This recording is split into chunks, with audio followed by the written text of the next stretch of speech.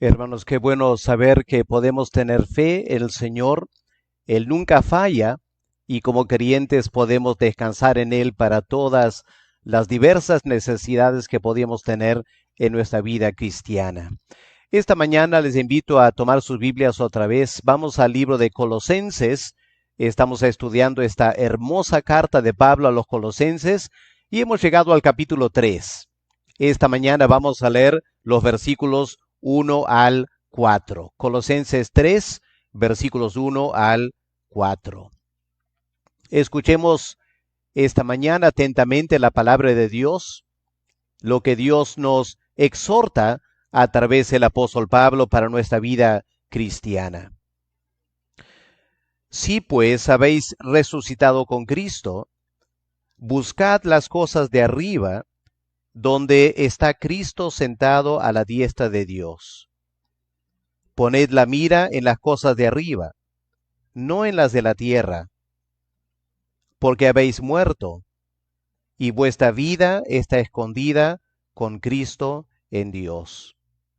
Cuando Cristo, vuestra vida, se manifieste, entonces vosotros también seréis manifestados con Él en gloria. Qué hermoso versículo 4, ¿no es cierto? Cuando Cristo, vuestra vida, se manifieste, entonces vosotros también seréis manifestados con Él en gloria. Vamos a orar un momento y pedir al Señor que nos hable en su palabra esta mañana. Padre Celestial, estamos muy acostumbrados a escuchar domingo tras domingo diferentes prédicas. Y gracias, Padre, porque tú nos hablas y nos alimentas en tu palabra. Quiero pedir, Señor, que esta mañana sea así. Prepara nuestros corazones ahora. Disponnos, Señor, que podamos escuchar tu voz. Padre, que no escuchemos la voz del predicador, sino que el Espíritu Santo pueda tomar tu palabra y aplicarla personalmente a cada uno de nosotros. En el nombre del Señor Jesús te lo pedimos. Amén. Esta carta de Pablo a los Colosenses, como sabemos, es una carta dirigida a una pequeña iglesia que el apóstol Pablo ni conocía. Nunca había llegado a Colosas, otra persona había plantado la iglesia ahí. Y ni que fuera una ciudad grande. Colosas había tenido una gran historia, pero en el primer siglo, cuando Pablo escribe, había sido reducida a una pequeña ciudad, carente de importancia. Sin embargo, ¿cómo son las cosas de Dios? Que el Espíritu Santo inspiró a Pablo a escribir a este pequeño grupo de creyentes en Colosas una tremenda carta. Porque a todas luces, Colosenses tiene tremenda enseñanza doctrinal. En primer lugar, en esta carta venimos aprendiendo mucho acerca de Cristo.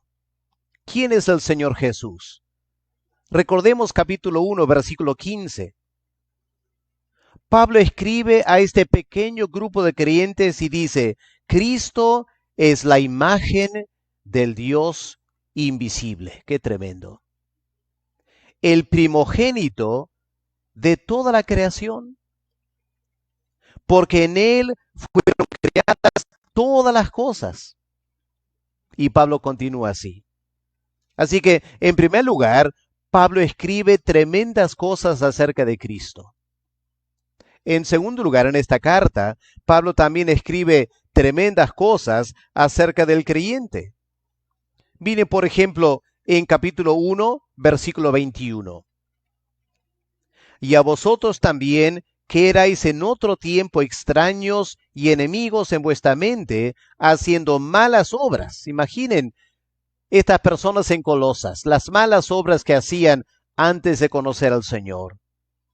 Y luego Pablo dice, ahora el Dios eterno os ha reconciliado en el cuerpo de su Hijo, el Señor Jesús, por medio de la muerte. ¿Para qué? Para presentaros santos y sin mancha e irreprensibles delante de Él. Estos hombres y estas mujeres que habían sido idólatras, paganos y morales. Una tremenda transformación en su vida, porque a través de Cristo habían sido rescatados del pecado y esa vana manera de vivir. Así que esta carta, el apóstol Pablo trata tremendos temas. En los primeros 2 capítulos, el apóstol Pablo trata temas doctrinales. En capítulos 3 y 4, Pablo trata temas pastorales, prácticos. Y la sección que nos toca estudiar esta mañana es una sección de transición entre lo doctrinal y lo práctico. Y lo que Pablo está diciendo es, a la luz de las grandes verdades doctrinales, de lo que Dios ha hecho por ustedes, ¿cómo deben vivir? Esta es la pregunta. ¿Cómo debemos vivir? Ahora, cuando el apóstol Pablo dice en versículo 1, la Reina Valera traduce de esta manera: sí, pues, habéis resucitado con Cristo. Y creo que la palabra sí al comienzo como pareciera dar una duda, ¿no es cierto? Si es que fuera cierto. Pero Pablo no está diciendo eso. En el texto original, lo que Pablo dice es, puesto que habéis resucitado, dado a que esto es muy cierto de ustedes, deben vivir en cierta manera. Así que el apóstol Pablo en esa manera empieza a presentar la gran responsabilidad del creyente de vivir de acuerdo a la salvación que tenemos en Cristo Jesús. Y es interesante para mí notar el primer énfasis en esta parte práctica. El apóstol Pablo habla de nuestra perspectiva. Y hermanos queridos, yo encuentro constantemente, tanto para mi vida personal como en el trabajo pastoral, el tema de nuestra perspectiva. Es decir, cómo estamos enfocando el asunto es de gran importancia. En esta pandemia, por ejemplo, ¿cuánta gente enfoca la pandemia desde el punto de vista de temor e incertidumbre? ¿Qué nos va a pasar? ¿Esta vacuna será algo malo para nosotros? Y tanta gente ha entrado en pánico. Tristemente, hasta creyentes.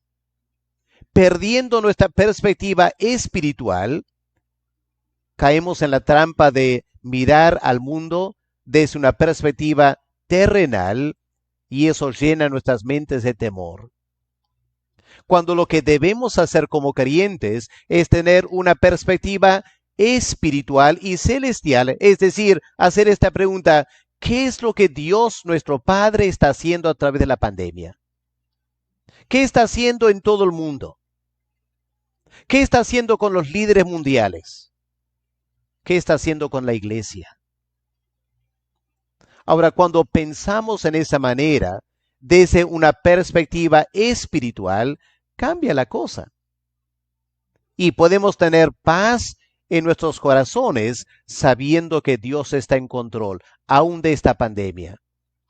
Y por qué no decir, aún de la coyuntura política en la cual estamos viviendo como peruanos. Hermanos, cuán urgente es que desarrollemos una perspectiva celestial. Quiero empezar esta mañana notando la exhortación apostólica que tenemos en los primeros 2 versículos. El apóstol Pablo empieza esta sección diciendo algo dramático, ¿no es cierto? Pablo dice, dado a que ustedes han resucitado con Cristo, ustedes deben buscar las cosas de arriba, donde Cristo está sentado a la diestra de Dios. Ahora, cuando Pablo dice, ustedes han resucitado con Cristo, Lo que Pablo realmente dice en el texto original es, ustedes fueron levantados juntamente con Cristo. Es lo que el texto significa. Ustedes han sido levantados, levantados de la muerte. Ustedes no lo hicieron, otra persona lo hizo, Dios lo hizo. Los levantó de entre los muertos. Ahora, Pablo indudablemente se está refiriendo al momento de la conversión de los colosenses. Pero está hablando de esa conversión desde la perspectiva de la muerte y resurrección de Cristo. Me explico. Vamos a la carta de Pablo a los Efesios, 2 o 3 páginas antes en sus Biblias, y veamos en Efesios 2 la manera en la cual el apóstol Pablo explica la manera en la cual Dios nos salva. Efesios 2, versículo 4. El apóstol Pablo dice, pero Dios que es rico en misericordia, por su gran amor con que nos amó, aun estando nosotros muertos en pecado, viviendo en pecado, muertos en pecado. Pablo dice, nos dio vida. Ahí está la conversión. Nos dio vida. Pero miren cómo Pablo lo expresa, nos dio vida juntamente con Cristo. Porque es por gracia que sois salvos. Y juntamente con Él nos resucitó y asimismo nos hizo sentar en los lugares celestiales. Lo que Pablo está diciendo es, toda su salvación está involucrada con Cristo. Cuando Cristo se levantó de los muertos, ustedes también fueron levantados de los muertos. Ahora, este es un concepto para algunos un poco extraño. Permítame esta mañana una ilustración a ver si esto nos puede ayudar a entender a qué se refiere el apóstol Pablo. Imaginémonos por un momento que ya no hay la pandemia y que como familia vamos a hacer un viaje por avión. De repente el pastor Jürg, si estuviera aquí en Trujillo, en su gentileza, sabiendo que vamos a ir al aeropuerto, el pastor Jürg dice, Pastor Alex, no se preocupe, yo les llevo al aeropuerto. ¿Qué significa eso? Yo les llevo al aeropuerto. ¿Será que el pastor Jürg va a venir y me va a cargar, me va a levantar en sus brazos y va a ir caminando hasta el aeropuerto? Y luego vuelve a la casa y carga a Giovanna y lleva a Giovanna al aeropuerto. Y luego vuelve a la casa y carga a Jonathan y lo lleva al aeropuerto. Él dijo, ¿no es cierto? Les llevo al aeropuerto. Pero eso no es lo que él quiere decir, ¿no es cierto? Cuando el pastor Yu diría, les llevo al aeropuerto, lo que él se estaría refiriendo es, les llevo en el carro al aeropuerto. Eso cambia la figura totalmente, ¿no es cierto?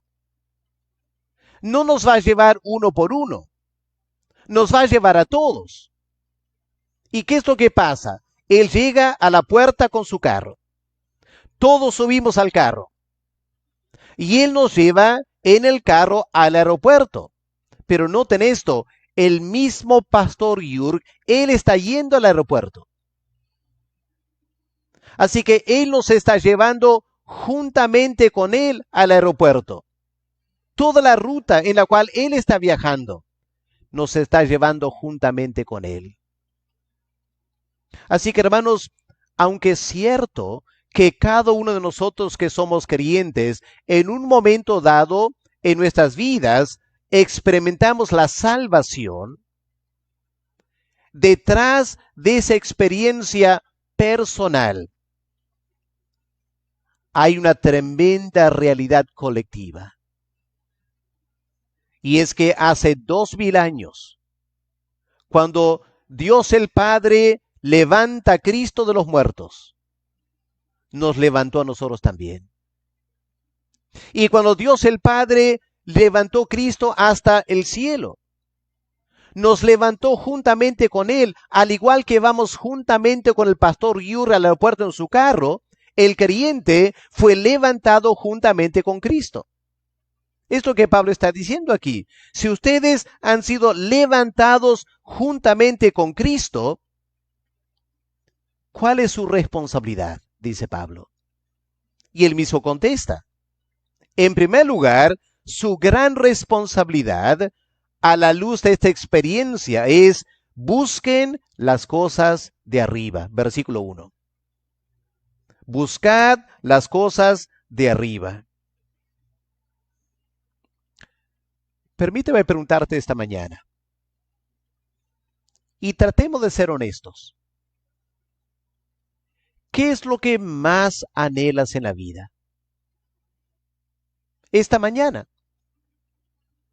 ¿Qué cosas están pasando por tu mente? ¿Qué cosas anhelan tu corazón? Porque la verdad es que aún como creyentes, nuestros anhelos muchas veces son terrenales. ¿Cuántos jóvenes anhelan terminar de estudiar? ¿No es cierto? Quieren dejar de estudiar. ¿Y qué más anhelan? Anhelan tener una carrera profesional, ser ingeniero, abogado, médico, lo que sea. ¿Y luego qué anhelan? Bueno, anhelan tener un trabajo, porque anhelan ganar dinero. ¿Y qué más anhelan? Bueno, anhelan casarse, ¿no es cierto? Anhelan tener una esposa, tener una casa, un hogar, tener hijos, comprarse un carro, etcétera. Muchos anhelos que podemos tener. Pero el apóstol Pablo aquí está diciendo, ustedes como creyentes han tenido esta experiencia trascendental de ser levantados con Cristo. Así que busquen las cosas de arriba donde Cristo está. Sería muy raro tener esta experiencia de ser levantados con Cristo, pero seguir pensando en las cosas terrenales. Lo lógico es pensar en cosas espirituales. Ahora, ¿cuáles son las cosas de arriba que debemos estar buscando? Bueno, sencillamente lo que el Señor Jesús mencionó en Mateo 6, versículo 33. Buscad primero el reino de Dios. Y las demás cosas. Terminar de estudiar, tener tu profesión, tener un trabajo, casarte, etcétera. Todas esas cosas vendrán como añadidura. Pero eso no es lo central, no es lo que el creyente debe anhelar. Lo que el creyente debe anhelar más que cualquier otra cosa es el reino de Dios. Porque eso es lo que Cristo está pensando. A la diestra del Padre, Él está reinando hasta implementar su reino en todo el universo. Y los que hemos sido resucitados con Él, debemos estar pensando en las mismas cosas. El apóstol Pedro, en 1 Pedro capítulo 4, es bastante práctico. Miren cómo el apóstol Pedro explica este tema de anhelar las cosas celestiales. En 1 Pedro capítulo 4, el versículo 3, el apóstol Pedro indica lo que ya no debemos estar anhelando. Escuchemos. 1 Pedro 4, versículo 3. Baste ya, dice Pedro, baste ya, más que suficiente tiempo. El tiempo pasado para haber hecho lo que agrada a los gentiles, lo que los gentiles andan buscando. ¿Y qué es lo que los gentiles andan buscando? Lascivias, concupiscencias, embriagueces, orgías, disipación, abominables idolatrías. Es como vivían antes. Es como muchos de nosotros vivíamos antes también, ¿no es cierto? Buscando cosas terrenales. Y Pedro dice, basta ya, basta ya. Miren versículo 2 ahora. 1 Pedro 4:2. Pedro dice, para no vivir el tiempo que resta en la carne conforme a las concupiscencias de los hombres, sino conforme a la voluntad de Dios. Busca primero el reino de Dios y su voluntad. Es lo que el creyente debe estar haciendo. ¿Y cuál es la voluntad de Dios? Bueno, miren versículo 8 del mismo capítulo. Versículo 7, mas el fin de todas las cosas se acerca. Sed pues, aquí está la voluntad de Dios. Aquí está el reino de Dios. Sed pues sobrios, velad en oración. Ante todo, tener entre vosotros ferviente amor. Hospedaos los unos a los otros. Cada uno según el don que ha recibido, ministrelo a los otros, etcétera. Hermanos, de esto se trata la vida cristiana, de tener esta perspectiva en la vida. Basta ya una vida de pecado. Pongamos nuestra mirada en el reino de Dios y vivamos para ese reino. En Filipenses, el capítulo 2, leemos algo muy lindo de Timoteo. Escuchen lo que el apóstol Pablo dice de Timoteo en Filipenses capítulo 2, el versículo 21. Versículo 20 primero. Pablo dice, pues a ninguno tengo del mismo ánimo y que tan sinceramente se interese por vosotros. Y noten versículo 21, porque todos, tristemente aún hablando de creyentes, todos buscan lo suyo propio, no lo que es de Cristo Jesús. Y eso es lo que Timoteo buscaba. Un día Timoteo se había convertido, ¿no es cierto? Y 2 o 3 años después de su conversión, el apóstol Pablo pasó por Listra. Preguntó acerca de Timoteo. Escuchó un buen testimonio. ¿Y qué dijo Pablo? Timoteo, ven conmigo, yo quiero discipularte. ¿Y qué hizo Timoteo? Bueno, Pablo, yo quiero estudiar, tener mi profesión, tener un trabajo, ganar dinero, casarme. No. Timoteo, ¿qué dijo? Vamos, Pablo. Y dejó atrás todas las cosas terrenales y puso su mirada en las cosas de arriba. Esta era su perspectiva. Había tenido esta experiencia de ser resucitado con Cristo. Y Timoteo sabía, mi vida debe ser enfocada en Cristo ahora. Y si Cristo quiere que lo sirva, voy a dejar todas las demás cosas. Y la verdad es que Timoteo no se casó, a lo menos no por varios años. Se dedicó a servir al Señor. Y esta mañana quiero desafiar a los jóvenes. ¿En qué estás pensando? ¿Cuál es tu perspectiva? Si eres un creyente esta mañana, es porque Cristo, o mejor dicho, Dios el Padre, te levantó juntamente con Cristo de los muertos. Y juntamente con Cristo, Dios el Padre te ha colocado a la diestra en lugares celestiales. Ya no estás para vivir para este mundo. Tienes cosas más grandes que hacer. Piensa en eso. Esa debe ser tu perspectiva de la vida. Tenemos que poner nuestra mirada en las cosas de arriba. Busca las cosas de arriba. Y luego en versículo 2, el apóstol Pablo dice algo parecido. Colosenses 3, el versículo 2. Ahora Pablo dice, poned la mira en las cosas de arriba.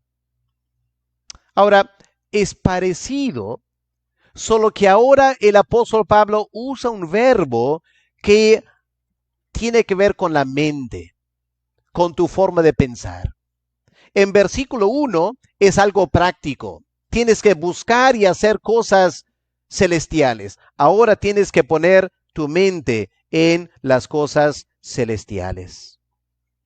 Porque obviamente nunca vas a hacer cosas prácticas para el reino de Dios si tu mente no está enfocado en el reino de Dios. Y hermanos queridos, Dios nos ayude a poder entender cómo nuestra mente debe estar enfocada en las cosas celestiales. Obviamente esto no significa que vamos a pasar todo el día orando, leyendo la Biblia y predicando el Evangelio. No, no necesariamente. Hay muchas cosas prácticas aquí en la tierra que puedes hacer a favor del reino, parte de tu testimonio cristiano. Pero tenemos que tener nuestra mente enfocada en las cosas del Señor. Así que esta mañana escuchemos esta exhortación apostólica a la luz de esta tremenda salvación en Cristo. Debemos buscar las cosas de arriba y poner nuestra mente también en las cosas de arriba. ¿Cómo estamos, hermanos, esta mañana? Seamos honestos. ¿Será que todavía tenemos nuestra mente demasiada terrenal? Que Dios nos hable esta mañana. Que Dios nos dé la gracia para poner nuestras mentes en cosas espirituales, cosas del reino de Dios, porque eso es lo eterno y para eso hemos sido salvos. Ahora, habiendo notado la exhortación apostólica, vamos a notar en un poco más de detalle la explicación apostólica. Aunque en versículos 1 y 2 el apóstol Pablo ya ha anticipado cierta explicación, pero en versículo 3 es donde viene la explicación principal. ¿Puedes ver la palabra por qué al comienzo del versículo 3?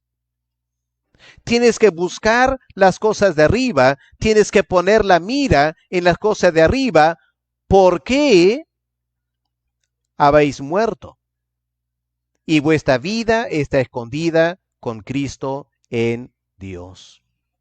Así que el apóstol Pablo aquí menciona dos cosas, ¿no es cierto?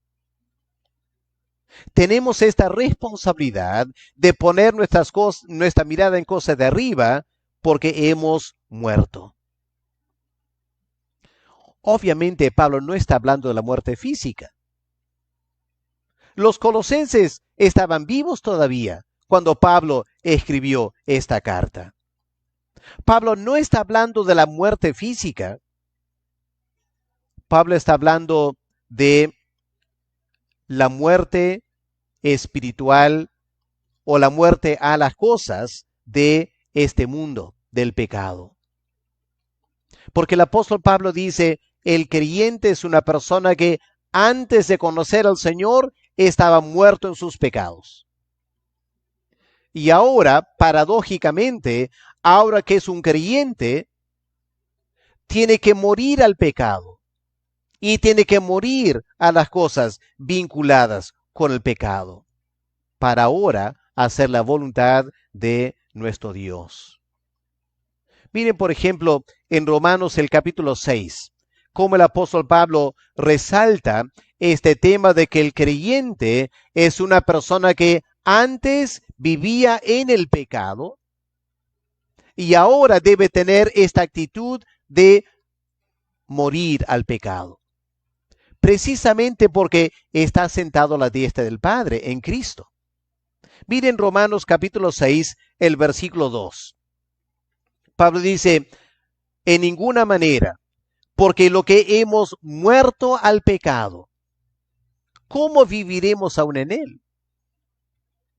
Pueden notar, el apóstol Pablo dice, el creyente es una persona muy particular. El creyente es una persona que murió al pecado. Antes vivía en el pecado. Ahora ha muerto el pecado. Y luego Pablo dice, el bautismo lo simboliza. Cuando el creyente es bautizado, su cuerpo es hundido en el agua, sumerge en el agua. Y por un momento esa persona desaparece, ¿no es cierto? Es como un entierro. Esa persona está simbolizando su muerte al pecado. Y luego el pastor lo levanta, no puede quedar debajo del agua mucho tiempo, ¿no es cierto? El pastor lo levanta para una nueva vida. Pero mira atrás al agua del bautismo y se hace recordar, morí al pecado. Tomé esta decisión de morir al pecado. Ahora ya no estoy en la tumba, he resucitado, he salido del agua para vivir una vida nueva, una vida transformada. O como el apóstol Pablo lo explica en Gálatas 2, el versículo 20, un versículo muy conocido. Escuchen lo que el apóstol Pablo dice aquí, Gálatas 2, versículo 20.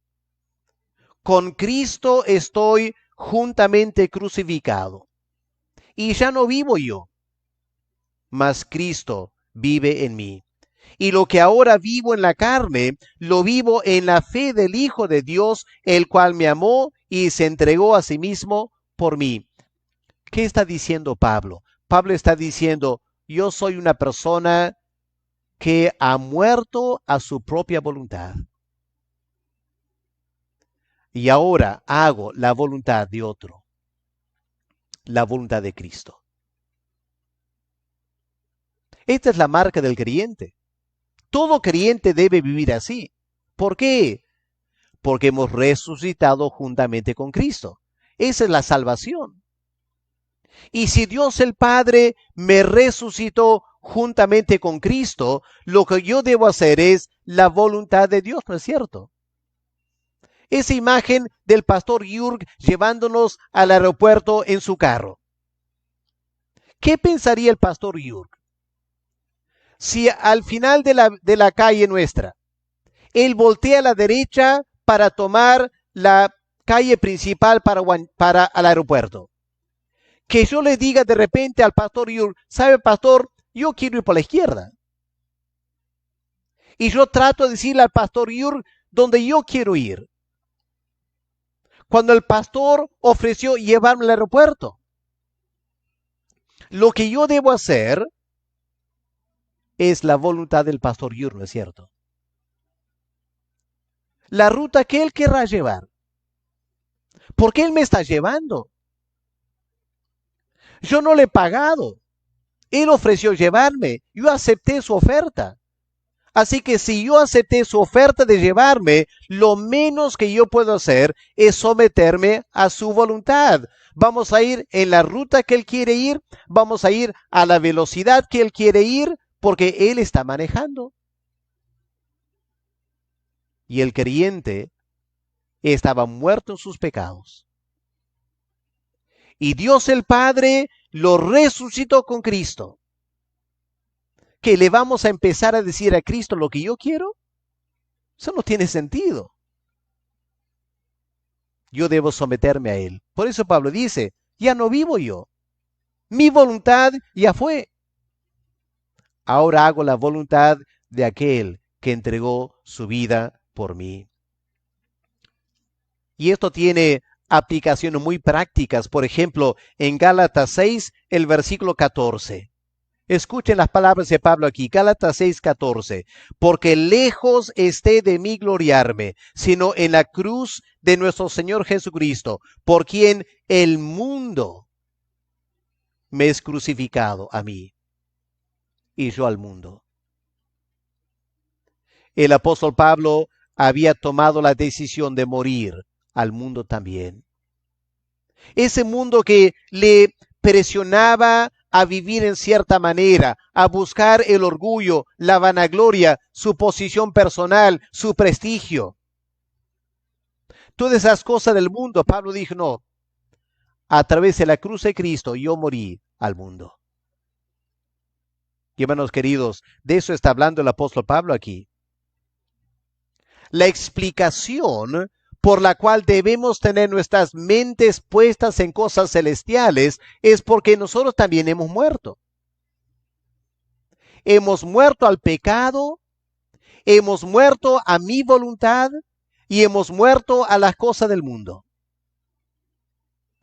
Y eso nos permite poner la mirada en las cosas celestiales. Permítame preguntarte, hermano, hermana, y llevarnos a todos a la reflexión. ¿Será cierto esto de nosotros? ¿En nuestra experiencia?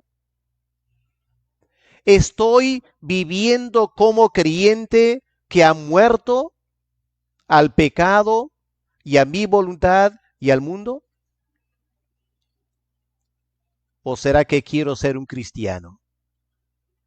Quiero ser salvo. pero quiero seguir pecando. Quiero seguir haciendo mi voluntad. Quiero seguir conformándome a las cosas del mundo. Eso no es lógico, dice Pablo. Eso no tiene ningún sentido. Dado a que hemos sido levantados con Cristo, debemos poner nuestra mirada en las cosas celestiales, porque en primer lugar hemos muerto.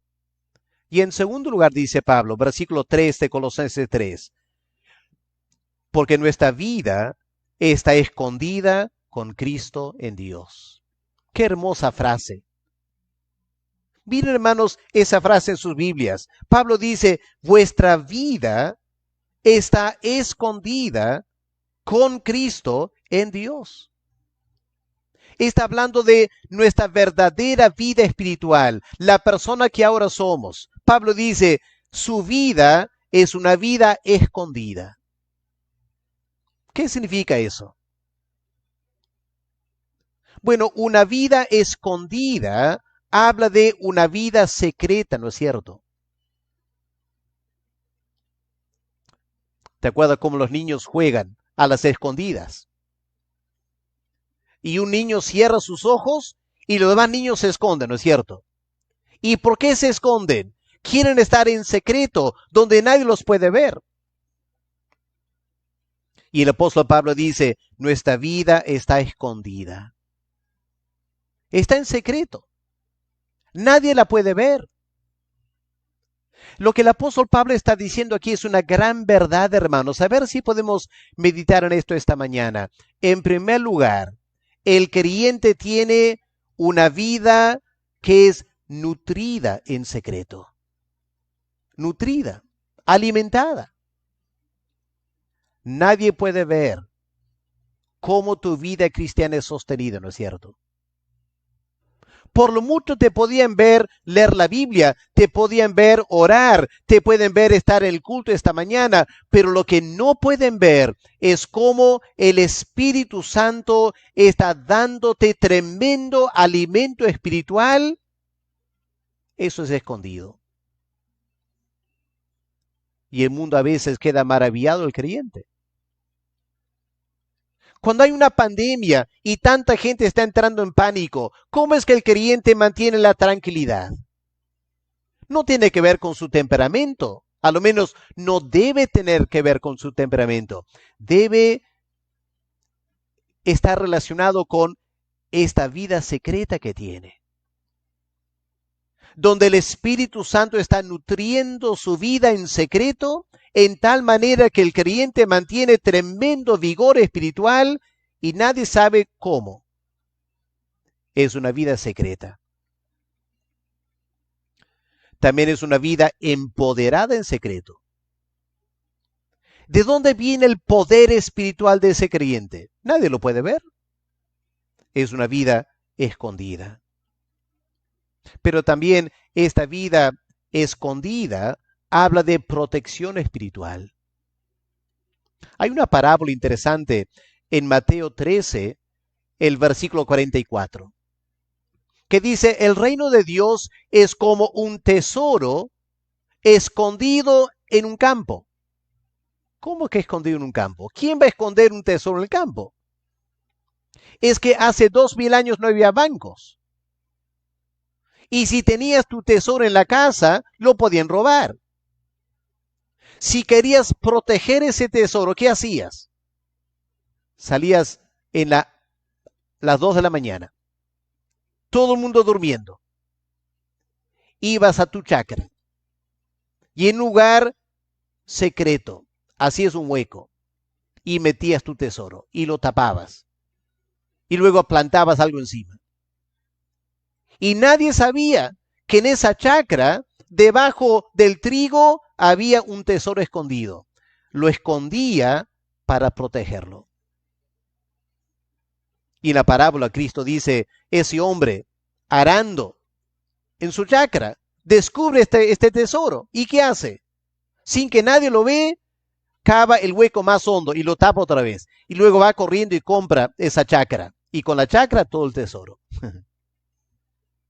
Pero Pablo dice, el creyente tiene una vida escondida. Dios la ha escondido en Cristo para que sea protegida. Nuestra vida cristiana está segura, protegida de todo mal, porque es una vida escondida. Pero quiero que noten lo que Pablo dice aquí. Es una vida escondida con Cristo. Lo que significa es una vida escondida juntamente con Cristo. ¿Qué significa eso? Una vida escondida juntamente con Cristo. Bueno, volvamos a esta ilustración del pastor Jürg llevándonos al aeropuerto en el carro. Imagínate que es en invierno. Y si tratas de caminar a Huanchaco en invierno, ¿qué va a pasar? Estará carguando y te vas a mojar, ¿no es cierto? Estás expuesto a las inclemencias del clima si vas caminando. Pero si vamos juntamente con el pastor Jürgen en su carro, la lluvia, el viento, el frío ya no te afecta. ¿Por qué? Porque estás juntamente con el pastor Jürgen en su carro. Y hermanos queridos, esta es la grandeza de la salvación.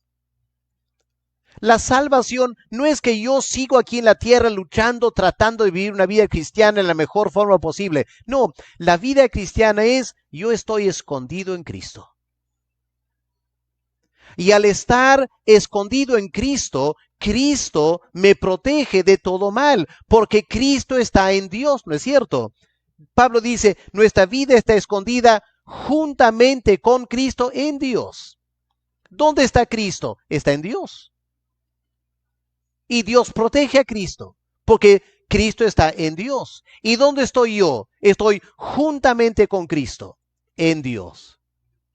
Qué tremendo, hermanos. Una vida secreta, una vida protegida, porque estoy juntamente con Cristo, en Dios. Y hermanos, una vez que entendemos esto, va a cambiar tu vida totalmente. Y vas a entender, ya no puedo vivir para las cosas de este mundo. Debo poner mi mirada en las cosas celestiales, porque tengo esta clase de vida escondida juntamente con Cristo. Para terminar, hermanos, miren versículo 4. En versículo 4 el apóstol Pablo pasa al tema de la gran expectativa cristiana. La expectativa cristiana. Porque Pablo termina diciendo, cuando Cristo, que es vuestra vida, se manifieste, entonces vosotros también seréis manifestados juntamente con Él en gloria. Lo que Pablo está haciendo aquí es animarnos a tener una vida cuya mente está puesta en cosas celestiales. Porque la verdad es que a veces nos cuesta, seamos honestos. Cuando todo el mundo que te rodea está viviendo para las cosas de este mundo, está buscando esa carrera, ese trabajo, ganar dinero, casarse, tener hijos, es muy fácil seguir la corriente, ¿no es cierto? Es muy fácil. Ser un cristiano contracorriente es muy difícil. Necesitamos una poderosa motivación. Y esta es la motivación. Piensen, dice Pablo, piensen. Cuando Cristo, que es nuestra vida, cuando Él se manifieste, entonces vosotros también seréis manifestados juntamente con Él en gloria. Y en ese momento el Señor Jesús va a sacar a la luz cómo hemos vivido. Qué lindo cuando Cristo diga estas palabras. Bienvenido, buen y fiel siervo. En lo poco has sido fiel. Entra ahora en la recompensa de tu Señor. Qué triste sería llegar al cielo. Qué triste estar ahí en ese día cuando Cristo se manifiesta en toda su gloria. Cuando el mundo deja de trabajar. Cuando ya no hay más profesiones, dinero, casamiento, todo se acabó. si como creyentes hemos vivido para eso, será un poco triste, ¿no es cierto? Pero aquel creyente que ha vivido para el reino de Dios, cuando Cristo se manifieste en gloria, ahí vamos a entrar en su gloria y vamos a ser recompensados. Pablo dice, piensen en eso. No vivan para este mundo. Este mundo es demasiado pasajero. Hay una eternidad por delante. Hay una gran realidad que está por venir. No te pierdas la gran bendición de la recompensa de ese día eterno. Pablo dice al creyente, no eres cualquier persona. Eres una persona que ha sido levantado de los muertos juntamente con Cristo. Dios el Padre te ha levantado tan alto que juntamente con Cristo ya estás sentado a la diestra del Padre. Y cuando Cristo venga en gloria, tú vas a venir juntamente con Él. Muy bien, piensa en eso, vive a la luz de eso. Es lo que Pablo está diciendo aquí. Lo que resalta, hermanos, a la luz de esta mañana, es que la vida cristiana no es una vida religiosa. Una vida religiosa es una vida en la cual tú aprendes a seguir cierta religión. Ahora hay que reconocer, hay muchos evangélicos religiosos, muchos, que han aprendido a ser evangélicos. Pero la vida cristiana no se aprende, la vida cristiana se recibe. Escucha bien, la vida cristiana no se aprende, la vida cristiana se recibe, brota dentro de nosotros. Cuando Dios el Padre nos une a Cristo y todo el poder de Cristo empieza a obrar en nuestras vidas, eso te transforma de adentro para afuera y cambia totalmente tu forma de pensar. Esta mañana tenemos que preguntarnos dos preguntas fundamentales. La primera pregunta es la siguiente: ¿has recibido esa vida? ¿Puedes señalar algún momento en tu experiencia cuando tú te diste cuenta algo nuevo empezó a nacer en ti? Un nuevo poder, una nueva vida espiritual, algo diferente a lo que eras antes. ¿O será que solo llegaste a la iglesia y aprendiste algunos cursos y fuiste bautizado, pero todo es una religión externa? Permíteme enfatizar esta mañana, la vida cristiana es Cristo en nosotros, la esperanza de gloria, su vida en nosotros, una vida natural, no artificial, poderosa, vigorosa, permanente. Y la segunda pregunta, dirigida a creyentes: si tú has tenido esta experiencia, ¿por qué sigues viviendo según los criterios de este mundo? Cuando la palabra de Dios y esa misma vida interna en ti te empuja a buscar las cosas de arriba.